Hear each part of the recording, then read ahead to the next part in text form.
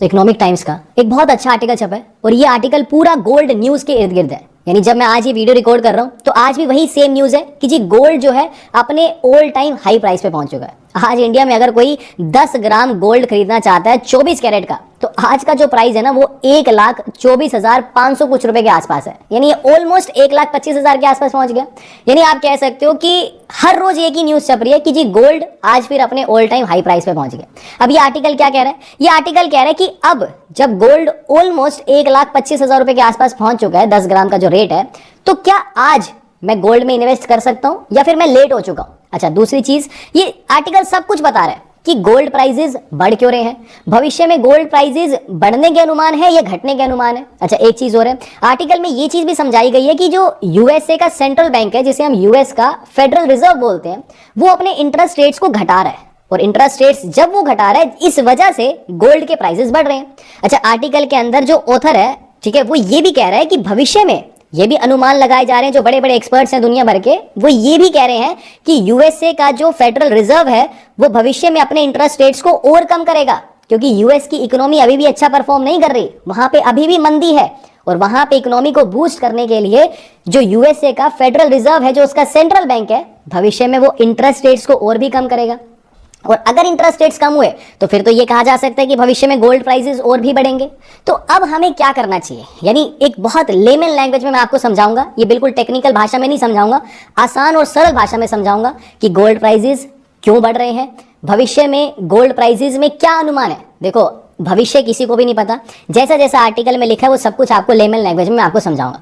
और तीसरी चीज हम ये भी देखेंगे कि अगर कोई गोल्ड में इन्वेस्ट करना चाहता है तो फिर उसके पास क्या क्या तरीके हैं। जैसे फिजिकल गोल्ड एक हो गया, एक डिजिटल गोल्ड हो गया, एक गोल्ड ईटीएफ हो गए, सॉवरेन गोल्ड बॉन्ड्स हो गए, तो इनमें से क्या चीज बेटर रहती है। तो पहले बिल्कुल लेमन लैंग्वेज में आर्टिकल को समझना शुरू करते हैं। देखो जी, आर्टिकल सबसे पहले क्या कहता है, एक सेकंड, ये मेरा पेन कहाँ चला गया। हाँ, आर्टिकल सबसे पहले कहता है कि जी गोल्ड प्राइसेस बढ़ क्यों रहे हैं। देखो, उसके 2-3 अलग अलग कारण है। पहला कारण तो यह है कि जो दुनिया की बड़ी बड़ी इकोनॉमीज है, जिसके अंदर मेजरली आप चाइना को पकड़ सकते हो। ये देश जैसे चाइना, फ्रांस, जर्मनी, काफी सारे देश हैं, ठीक है, जिसके अंदर मेजर जो प्लेयर है वो चाइना है। चाइना क्या चाहता है? चाइना इस टाइम पे ये कर रहा है, देखो, हर देश अपने पास विदेशी मुद्रा भंडार रखता है, जिसे हम फॉरेन एक्सचेंज रिजर्व बोलते हैं। इंडिया भी रखता है। इंडिया का जो विदेशी मुद्रा भंडार है लगभग 700 बिलियन यूएस डॉलर्स के पास है, जिसमें वो अलग अलग करेंसीज मेंटेन करके रखता है। हम यूएस डॉलर भी रखते हैं, जापानीज येन भी रखते हैं, यूरो भी रखते हैं, अलग अलग करेंसीज को रखते हैं। ऐसे ही चाइना भी अपने पास मेंटेन करता है। लेकिन चाइना क्या चाहता है? चाइना ये चाहता है कि जी अब डॉलर के ऊपर डिपेंडेंसी बहुत हो गई। अब चाइना धीरे धीरे क्या कर रहा है, जो अपना विदेशी मुद्रा भंडार है उसमें से जो डॉलर का पार्ट है वो लगातार इंटरनेशनल मार्केट में डॉलर को बेच रहा है। डॉलर को तो बेच रहा है, उसके बदले में लगातार गोल्ड को खरीद रहा है, जिस वजह से गोल्ड की डिमांड बढ़ रही है। क्योंकि ऑब्वियस ही बात है, कोई चीज लगातार बिक रही है तो उसकी मार्केट में शॉर्टेज हो रही है।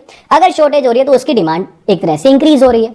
दूसरी चीज, यूएस डॉलर के ऊपर लगातार चाइना एक तरह से जिसको बोलते हैं ना प्रहार कर रहा है। ठीक है, क्यों कर रहा है? क्योंकि जब डॉलर लगातार मार्केट में वो बेच रहा है तो उससे डॉलर कमजोर होता जा रहा है। भाई, गोल्ड के प्राइसेस तो बढ़ रहे हैं लेकिन यूएस डॉलर लगातार कमजोर हो रहा है। और जब यूएस डॉलर इंटरनेशनल मार्केट में कमजोर होता है तो इसका भी डायरेक्ट इंपैक्ट पड़ता है कि जी गोल्ड के प्राइसेस बढ़ते हैं। ये मैं अभी आपको आगे बताऊंगा। तो पहला और मेन कारण आप समझ गए कि चाइना का पूरा एंगल है। अब ये चाइना की गेम भी हो सकती है या फिर चाइना की लॉन्ग टर्म प्लानिंग भी हो सकती है। अगर तो आप गोल्ड में इन्वेस्ट कर रहे हो तो आप यही दुआ करना कि चाइना कंटिन्यूअसली गोल्ड खरीदता रहे। अगर वो कंटिन्यूअसली गोल्ड खरीदता रहेगा तो गोल्ड के प्राइसेस बढ़ते रहेंगे। लेकिन अगर चाइना का गेम प्लान हुआ कि एक बार के लिए खरीदो, गोल्ड के प्राइसेस को ऊपर जाने दो, फिर उसके बाद सडन गोल्ड बेचेंगे, अपना प्रॉफिट निकालेंगे, तो वहां पे फिर हम लोग फंस भी सकते हैं। तो हर एक एंगल में आपको समझाता चला जा रहा हूं। तो पहला मेन कारण हम समझ गए। दूसरा कारण है जी जियोपॉलिटिकल टेंशन, कि मान लो अभी रशिया यूक्रेन कन्फ्लिक्ट चल रहा है, उधर से यूएस भी कहीं ना कहीं ईरान वाले एंगल में इन्वॉल्व होता रहता है, इजराइल, गाजा, ये सारे के सारे इश्यूज चल रहे हैं। तो कहीं ना कहीं जब भी जियोपॉलिटिकल टेंशन होती है कि दुनिया भर में वॉर जैसी सिचुएशन होती है, तो हर देश या हर इन्वेस्टर, जो बड़े बड़े इन्वेस्टर हैं, वो एक कहीं ना कहीं ऐसी इन्वेस्टमेंट को ढूंढते हैं जहां उनका पैसा ना मरे। वो मार्केट्स की तरफ नहीं देखते, क्योंकि अभी मैंने आपको थोड़े दिन पहले एक आर्टिकल समझाया था जिसमें मैंने बताया था कि पिछले एक साल में सेंसेक्स के 0% रिटर्न है। क्योंकि आज से एक साल पहले जाओगे तब भी सेंसेक्स इसी पॉइंट्स के आसपास झूल रहा था, एक साल हो गया अब भी सेंसेक्स वहीं पे ही झूल रहा है। तो अगर किसी ने एक साल पहले इन्वेस्ट किया होता किसी इंडेक्स फंड में तो उसको 1 साल के बाद 0% रिटर्न मिला है। तो ऐसे में जब जियोपॉलिटिकल टेंशंस होती हैं तो मार्केट्स अच्छा परफॉर्म नहीं करती। तो चाहे हर कोई इन्वेस्टर हो, सरकारें हो, हर कोई एक ऐसी इन्वेस्टमेंट को देखती है जो एकदम सेफ हो।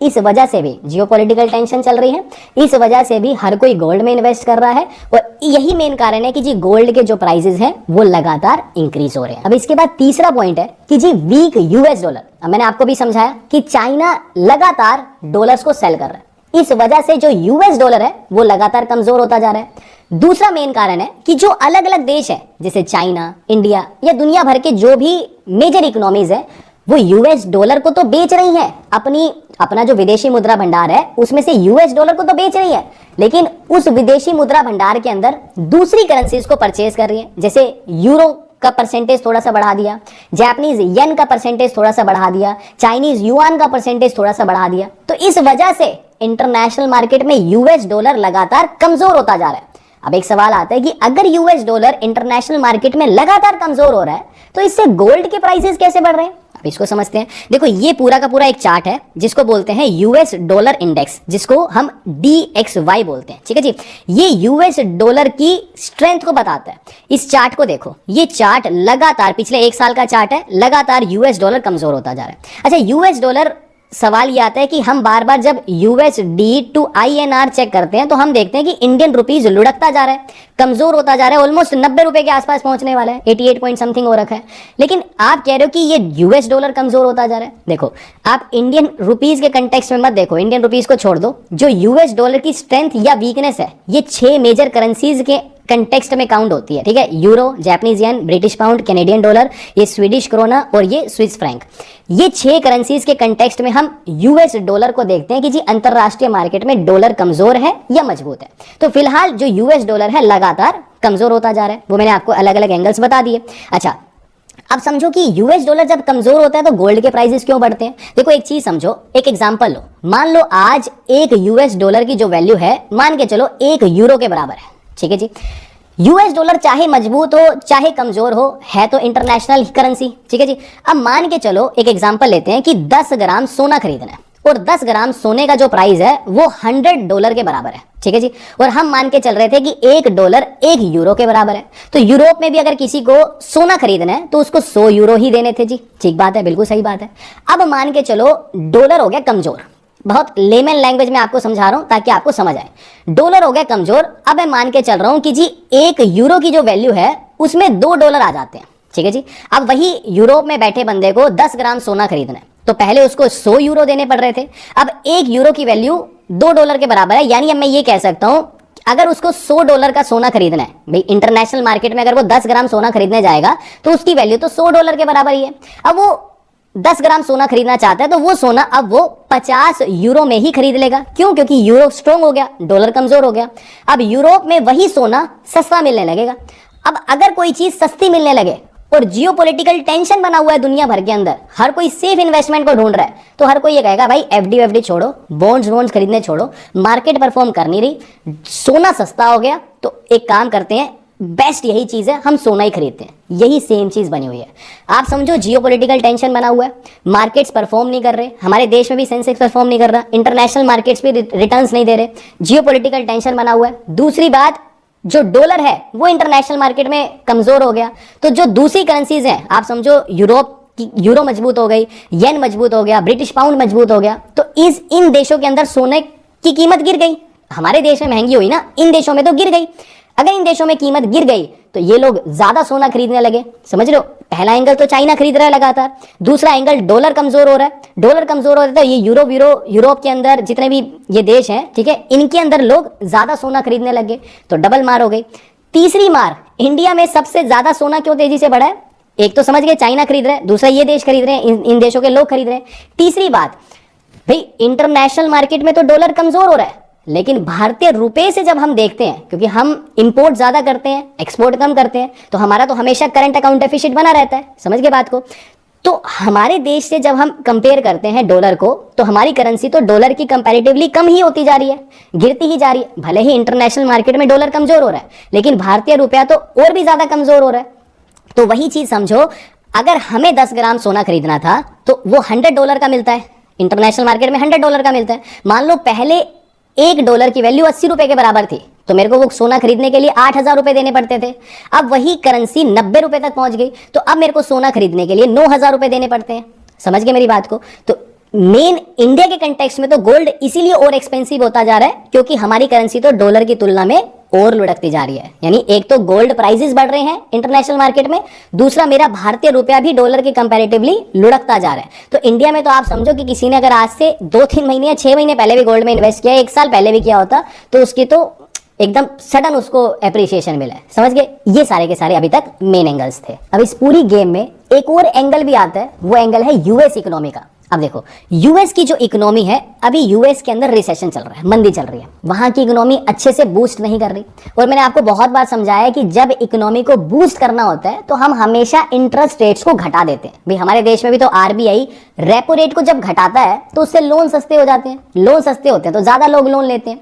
सेम चीज यूएसए का फेडरल रिजर्व कर रहा है। अभी वहां पे 4% के आसपास इंटरेस्ट रेट चल रहे हैं, लेकिन अनुमान ये है कि ये लुढ़क लुढ़क के दिसंबर 2025 तक या जनवरी 2026 तक, देखो जैसा आर्टिकल में लिखा है वैसा ही मैं आपको बता रहा हूं। मैं एक्सपर्ट नहीं हूं कि मैं आपको अपनी तरफ से कोई सजेशन दूं। आप इकोनॉमिक टाइम्स का आर्टिकल खुद भी साइड बाय साइड पढ़ सकते हो, बस मैं उसे आपको लेमन लैंग्वेज में समझा रहा हूं। अच्छा जी, आर्टिकल कह रहा है कि दिसंबर 2025 तक या फिर जनवरी 2026 तक ये जो इंटरेस्ट रेट्स हैं गिर के 3.25% पे यूएसए का फेडरल रिजर्व ले जाएगा।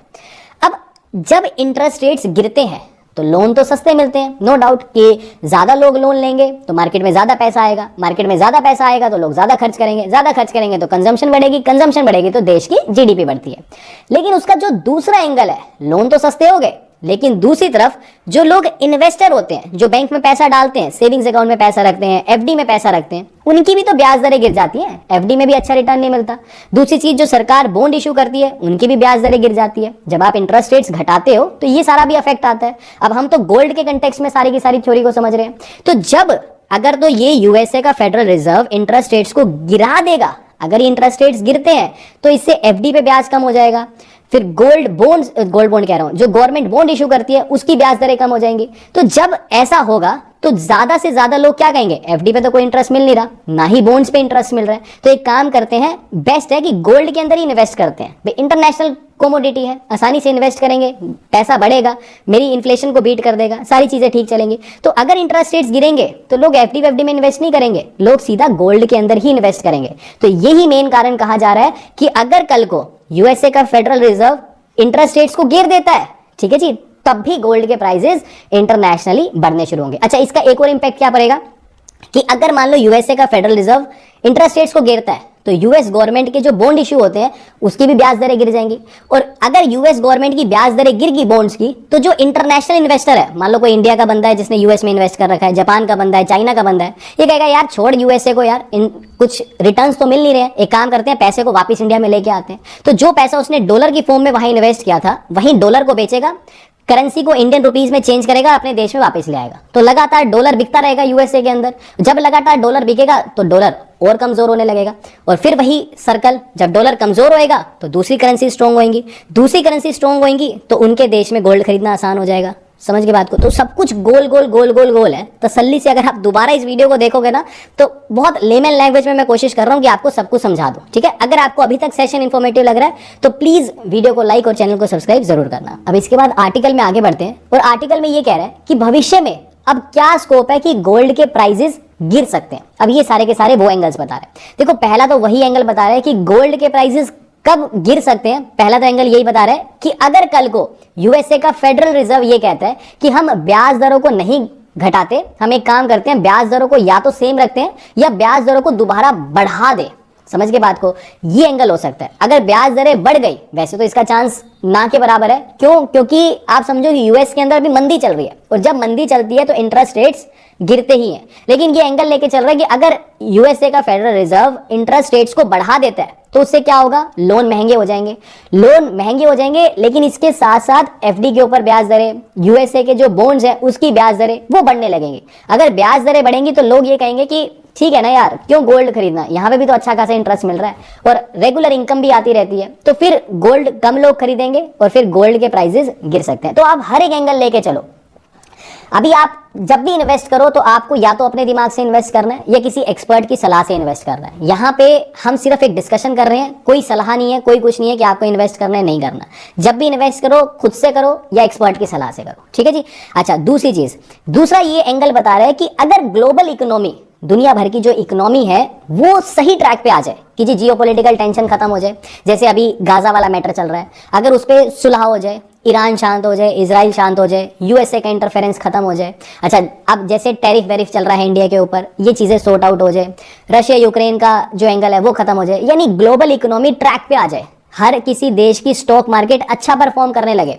यूएसए की मार्केट में इन्वेस्ट करो, अच्छा रिटर्न मिल रहा है, इंडिया की मार्केट में इन्वेस्ट करो, अच्छा रिटर्न मिल रहा है। अगर यही दिन दोबारा आ जाए तो फिर दोबारा गोल्ड के प्राइसेस गिर जाएंगे। क्यों? क्योंकि फिर हर कोई यही कहेगा ना कि छोड़ो गोल्ड को यार, गोल्ड कोई रेगुलर रिटर्न थोड़ी देता है। गोल्ड क्या है? आज आपने 1 लाख का सोना लिया, खरीद के रख दिया, कुछ दे रहा है क्या वो आपको? बस इसी उम्मीद में बैठे रहोगे कल को प्राइस बढ़ेगा तो उसको बेचूंगा। वहीं मार्केट में जब हम इन्वेस्ट करते हैं, वही 1 लाख रुपया आप मार्केट में इन्वेस्ट करते हो तो आपको रेगुलर रिटर्न्स दिखते रहते हैं ना कि हाँ जी मेरा पैसा बढ़ रहा है। या मान लो कोई एफडी में इन्वेस्ट करता है या सेविंग्स अकाउंट में भी पैसा रखता है तो हर महीने कुछ ना कुछ इनकम आती रहती है, हर 3 महीने में ब्याज आता रहता है।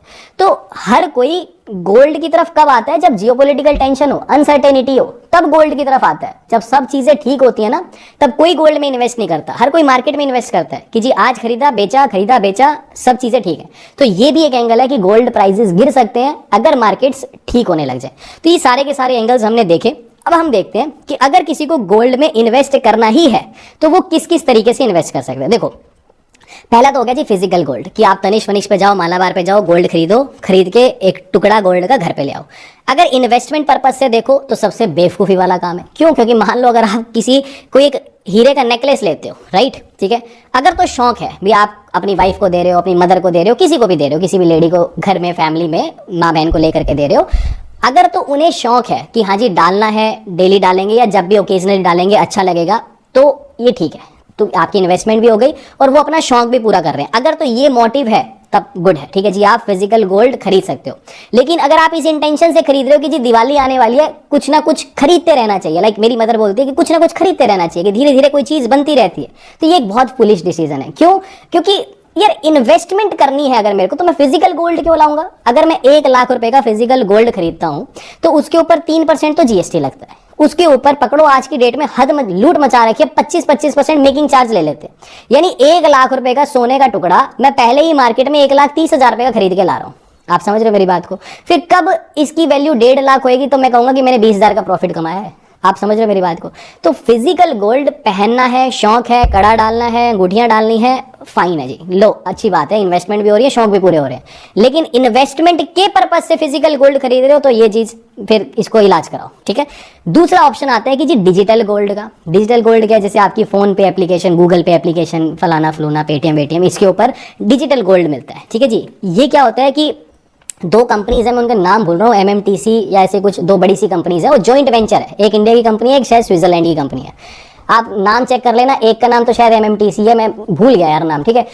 तो ये 2 कंपनीज इंडिया में मेजर कंपनीज है। ये आपने मान लो 1 लाख रुपए का डिजिटल गोल्ड खरीदा तो मेकिंग चार्जेस 0% हो जाती है। क्यों? क्योंकि हम कोई गहना खरीद के तो लाए नहीं, तो मेकिंग 0 है। लेकिन हाँ 3% जीएसटी लगता है उसके ऊपर, समझ के बात को? अच्छा, फिर गोल्ड हम जो खरीद रहे हैं भाई, एक तरह से हम नहीं खरीदते, हमारे बिहाफ पे, जैसे मान लो मैंने गूगल पे से डिजिटल गोल्ड खरीदा तो हमारे बिहाफ पे हमारी कंपनी ने हमारे लिए गोल्ड खरीदा, उसे अपने वॉलेट में रख लिया। तो ये एंगल होता है। मेकिंग चार्ज कुछ नहीं लगता, लेकिन 3% जीएसटी लगती है, तो कभी भी हम उसको जो है बेच सकते हैं। तो दूसरा ऑप्शन हो गया डिजिटल गोल्ड का।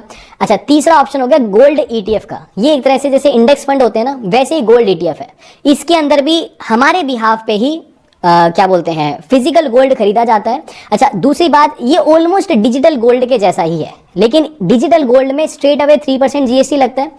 गोल्ड ईटीएफ में लिखा नहीं जाता 3% जीएसटी, लेकिन अगर आप बहुत गहराई से इसके ऊपर रिसर्च करोगे तो बात तो वही है ना कि इसके अंदर भी तो हमारे बिहाफ पे जो हमारी जो एएमसी है वो हमारे बिहाफ पे गोल्ड खरीद रही है। तो कहने का मतलब बस इसकी जो 3% जीएसटी है ना, वो इसके एनएवी, नेट एसेट वैल्यू के अंदर एडजस्ट हो जाती है। बट हाँ, फिर भी आप ये पकड़ो कि डिजिटल गोल्ड से बेटर है गोल्ड ईटीएफ। क्यों? क्योंकि ये सेबी से रेगुलेटेड है, ठीक है। इसके अंदर अगर कुछ भी दिक्कत होती है तो सेबी से रेगुलेटेड है। ये जो डिजिटल गोल्ड होता है ना, ये फोन पे गूगल पे वाला, ये अनरेगुलेटेड होता है। इसके अंदर अगर कुछ दिक्कत आ जाए तो इसका कोई माई बाप नहीं होता, ठीक है जी। तो हम गोल्ड ईटीएफ में इन्वेस्ट करें तो वो सबसे अच्छी चीज है।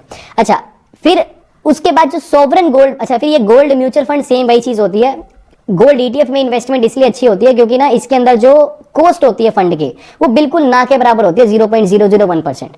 गोल्ड म्यूचुअल फंड के अंदर फिर वही आपकी फंड मैनेजर की जो कॉस्टिंग है वो आ जाती है 0.5% के आसपास। है वही चीज, बस इसमें आपका फंड मैनेजर थोड़ा दिमाग लगाता है कि कुछ पैसा गोल्ड ईटीएफ में डाल दिया, कुछ पैसा कोई इक्विटी में डाल दिया, थोड़ा बाइफर्केशन कर देता है, बट इसका कोई सेंस नहीं है क्योंकि हम स्ट्रेट अवे गोल्ड में इन्वेस्ट करना चाह रहे हैं। तो हमारे लिए गोल्ड ईटीएफ बेस्ट ऑप्शन है।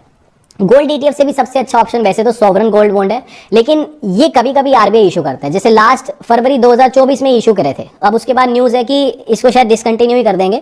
ये कहता है, अच्छा अगर मान लो आपको थोड़ा सा देश के बारे में सोचना है तब भी सॉवरेन गोल्ड बॉन्ड बेस्ट है। क्यों? क्योंकि जब हम गोल्ड ईटीएफ खरीदते हैं ना, तो कहीं ना कहीं देखो इंडिया के अंदर जो गोल्ड है वो हम सारा ऑलमोस्ट इंपोर्ट ही करते हैं, 90% सोना इंपोर्ट ही करते हैं, हमारे देश में तो बनता नहीं। जब हम सोने को इंपोर्ट करते हैं तो बदले में हमें डॉलर देना पड़ता है, तो हमारा विदेशी मुद्रा भंडार खत्म होता है उससे। समझ गए बात को? अब चाहे मैं फिजिकल गोल्ड खरीद रहा हूँ तब तो ऑब्वियस सी बात है मैं खरीद के ही ला रहा हूँ, तो मेरे बिहाफ पे जो मेरा सुनारा है वो बाहर से गोल्ड मंगाएगा, तो मेरे देश का फॉरेन एक्सचेंज रिजर्व खत्म होता है। अगर मैं गोल्ड ईटीएफ खरीद रहा हूँ तो हालांकि मेरे को एक डॉक्यूमेंट मिल रहा है, ठीक है, कि हाँ जी मैंने इतना गोल्ड खरीदा, फिजिकल गोल्ड नहीं खरीदा, लेकिन मेरे बिहाफ पे तो किसी ने खरीदा ना गोल्ड, तो देश के अंदर तो सोना आया, देश के अंदर सोना आया तो उसके लिए तो मेरे को डॉलर में पेमेंट करनी पड़ी, तो इसके लिए भी मैं कह सकता हूं कि मैं देश के साथ अच्छा नहीं कर रहा। सोवरेन गोल्ड बॉन्ड क्या है, सरकार इसीलिए लेके आई थी कि हमें सोना कम से कम इंपोर्ट करना पड़े। इसमें सरकार कोई सोना इंपोर्ट नहीं करती। सरकार कहती है कि जो आपने मान लो 1 लाख रुपए सोवरेन गोल्ड बॉन्ड में इन्वेस्ट किए, सरकार कहती है कि कल को सोने का प्राइस बढ़ के 1.5 लाख हो गया तो आपके पैसे 1.5 लाख रुपए हम देंगे, साथ में हम 2.5% का ब्याज भी देंगे आपको सालाना। ये हर 6 महीने में आपको देती है सरकार, 2.5% का ब्याज भी देती है, साथ साथ जो सोने की वैल्यू बढ़ रही है वो भी आपको देती है। अच्छा दूसरी बात, फिर सवाल आता है कि सोवरेन गोल्ड बॉन्ड में क्या सरकार फिजिकल गोल्ड नहीं खरीदती क्या? नहीं, सरकार कहती है कि इस पैसे से हम हाईवे बनाएंगे, अपने काम करेंगे, आपको जो रिटर्न देंगे वो सोने के प्राइस के बराबर देंगे, कि सोने में ग्रोथ आई तो आपको उतना रिटर्न। सरकार ये लाई ही इसलिए थी कि सरकार यही चाहती थी कि हम सोने को कम से कम इंपोर्ट करें, कम से कम इंपोर्ट करेंगे तो हमारा विदेशी मुद्रा भंडार बचेगा। समझ के बात को? फिर इसको डिसकंटिन्यू कर दिया क्योंकि बहुत एक्सपेंसिव पड़ रहा था, सरकार को प्रॉफिटेबल नहीं दिख रहा था, बल्कि ये लॉस में ही चला गया। तो अभी तो न्यूज़ है कि इसको डिसकंटिन्यू कर दिया, बाकी देखते हैं अगर नेक्स्ट आएगा। 8 साल का इन्वेस्टमेंट होता है ये, ठीक है, तो ये सारा का सारा रहता है। बट अभी के लिए सोवरेन गोल्ड बॉन्ड तो है नहीं, अगर आ जाए तो फिर ये बेस्ट है गोल्ड इन्वेस्टमेंट के लिए, और अभी के लिए गोल्ड ईटीएफ ही बेस्ट है। ठीक है, तो ये सारा का सारा सेशन था। अगर जरा सा भी इन्फॉर्मेटिव लगा तो मेरी आपसे प्लीज़ रिक्वेस्ट है कि वीडियो को लाइक और चैनल को सब्सक्राइब जरूर करना, अपने दोस्तों के साथ भी शेयर करना ताकि और लोगों को भी नॉलेज मिले। बाकी मिलते हैं आपसे अगली वीडियो में। अभी के लिए this is end of the video. Thanks for listening and thank you all.